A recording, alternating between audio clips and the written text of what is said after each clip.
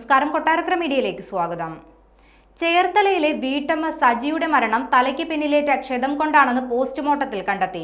തലയോട്ടിയിൽ പൊട്ടലുകൾ ഉണ്ടായിരുന്നുവെന്നും പോസ്റ്റ്മോർട്ടത്തിൽ വ്യക്തമായി. അമ്മയെ അച്ഛൻ മർദ്ദിച്ച് കൊന്നതാണെന്ന മകളുടെ പരാതിയെ തുടർന്നാണ് മരിച്ച സജിയുടെ മൃതദേഹം കല്ലറ തുറന്ന് പുറത്തെടുത്ത് പോസ്റ്റ്മോർട്ടം നടത്തിയത്. അസ്വാഭാവിക മരണത്തിനാണ് പോലീസ് കേസെടുത്ത് അന്വേഷണം ആരംഭിച്ചിരിക്കുന്നത്.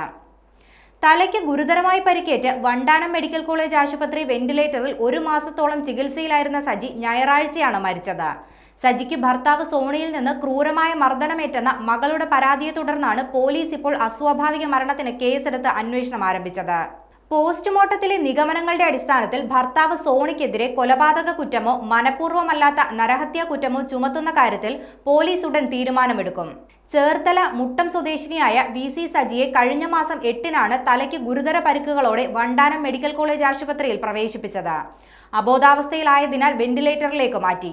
വീടിനകത്ത് കോണിപ്പടിയിൽ കാൽവഴുതി വീണ് പരിക്കേറ്റെന്നായിരുന്നു മകൾ ഡോക്ടറോട് പറഞ്ഞത്. ചികിത്സയിലിരിക്കെ കഴിഞ്ഞ ഞായറാഴ്ച സജി മരിച്ചു. സംസ്കാര ചടങ്ങുകൾക്ക് ശേഷമാണ് 19-കാരിയായ മകൾ അമ്മയെ അച്ഛൻ സോണി മർദ്ദിച്ചിരുന്ന കാര്യം ബന്ധുക്കളോട് പറയുന്നത്. തുടർന്ന് ചേർത്തല പോലീസിൽ പരാതി നൽകി. തല ഭിത്തിയിൽ പിടിച്ചിടിച്ച് ക്രൂരമായി മർദ്ദിച്ചുവെന്നാണ് പരാതിയിൽ പറയുന്നത്. സോണിയുടെ സ്ത്രീ സൗഹൃദങ്ങൾ ചോദ്യം ചെയ്തതിനായിരുന്നു ക്രൂരമർദ്ദനം. ആശുപത്രിയിൽ ചികിത്സയിലിരിക്കെ മരിച്ചതിനാൽ സജിയുടെ പോസ്റ്റ്മോർട്ടം നടത്തിയിരുന്നില്ല. അസ്വാഭാവിക മരണത്തിന് പോലീസ് കേസെടുത്തതിന് പിന്നാലെയാണ് ഇപ്പോൾ മൃതദേഹം കല്ലറയിൽ നിന്നും പുറത്തെടുത്ത് പോസ്റ്റ്മോർട്ടം നടത്തിയത്.